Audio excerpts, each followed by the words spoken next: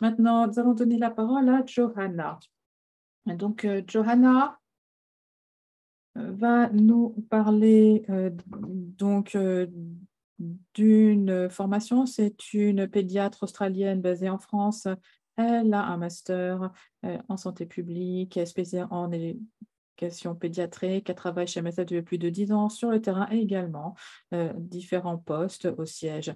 Et elle a contribué de façon substantielle au développement de recommandations et de formations euh, au sein de MSF. Donc, merci beaucoup, Johanna. Vous avez la parole. Et comme je vous le disais, vous pourrez poser des questions à Johanna dans l'espace conversation autour d'un café. Merci beaucoup, Myrto. Je suis ravie d'être là aujourd'hui et vraiment, je vous annonce la publication récente des ressources pour les soins aux nouveau-nés. Nous avons créé un package qui comprend une session en ligne, des activités également au chevet, des activités plus théoriques. Et j'aimerais vraiment dire à mes collègues au Soudan du Sud, nous avons mis en place programme pilote. J'aimerais leur dire bonjour. Merci beaucoup à l'équipe à Dakar. Merci beaucoup à l'unité de Dakar où nous menons également des activités d'éducation. Et la semaine dernière, par exemple, nous avons mis en place le projet pilote en français, vraiment en tête-à-tête. Donc, petite vidéo maintenant pour vous expliquer un petit peu en quoi cela consiste. Et je serai disponible avec ma collègue Marie-Clarisse pendant la session café. Voilà, merci.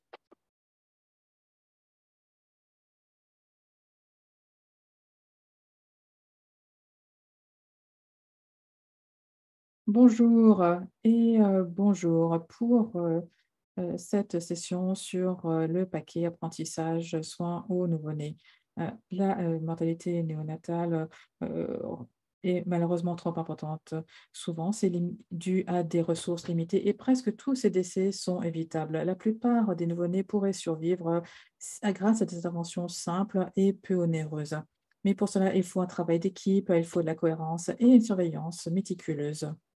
En plus, la formation nécessite une approche qui soit différente des soins pédiatriques généraux.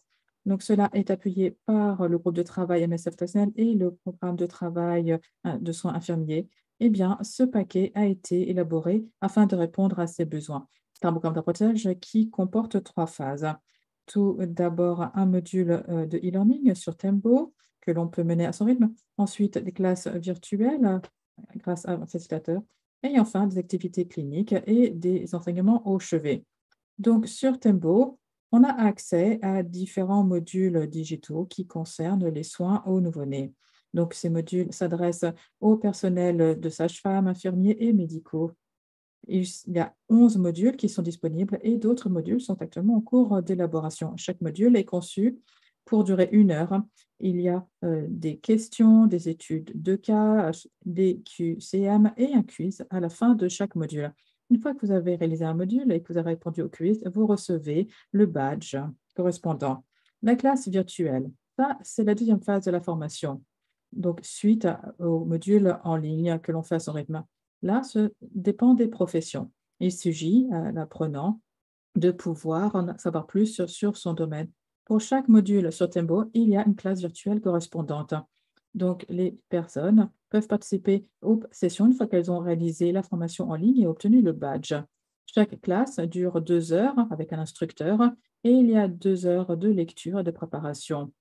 Cette durée doit être prévue dans les heures de travail de l'apprenant.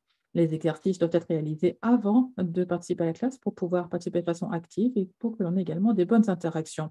Les apprenants reçoivent un manuel avec toutes les études de cas, les questions et également les recommandations cliniques. Afin de pouvoir consolider ces apprentissages, nous recommandons une série d'activités d'apprentissage au chevet. Ça peut être réalisé par des pédiatres, des médecins sur terrain, des infirmières et les agents de mise en œuvre mobile peuvent également fournir un soutien lors des visites sur site. Donc, pour chaque module, il y a une série d'activités pratiques qui sont présentées. Le superviseur devrait superviser la personne qui réalise l'activité et lui permettre de poser des questions. Il faut également fournir un feedback structuré et voir quels sont les domaines d'amélioration. Le Job Aid sert de document de référence rapide pendant les activités quotidiennes et on peut les utiliser afin de bien se rappeler quels sont les principaux points à couvrir. Donc tout cela repose sur les recommandations publiées récemment qui comprennent notamment les recommandations cliniques thérapeutiques, le manuel de soins infirmiers et le manuel des médicaments injectables pour les nouveau-nés. Donc, nous promouvons une approche centrée sur les familles et la mère et l'enfant sont au centre de tous les soins. Grâce à l'engagement, à l'effort constant, nous pourrons réduire la mortalité natale et donner à tous les nouveau-nés la chance, la possibilité de survivre et de s'épanouir.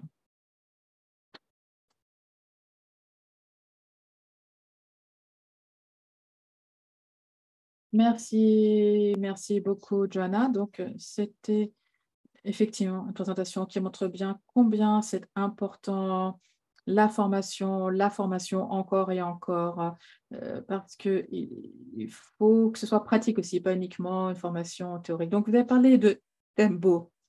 Je sais qu'il y a des gens qui ne sont pas de MSF. Donc est-ce que ces documents sont également disponibles pour les gens qui ne sont pas MSF ou est-ce que c'est s'adresse uniquement à des personnes qui travaillent pour MSF? Non, non, tout le monde peut y participer, tout le monde peut réaliser les modules sur Tembo. Pour ce qui est de la classe virtuelle, bien, nous sommes encore juste à la fin de la phase pilote et nous réfléchissons à la façon dont nous pourrons les mettre à disposition. Mais la composante en ligne est disponible. Il suffit d'utiliser votre compte et votre adresse mail. Très bien, merci. Donc,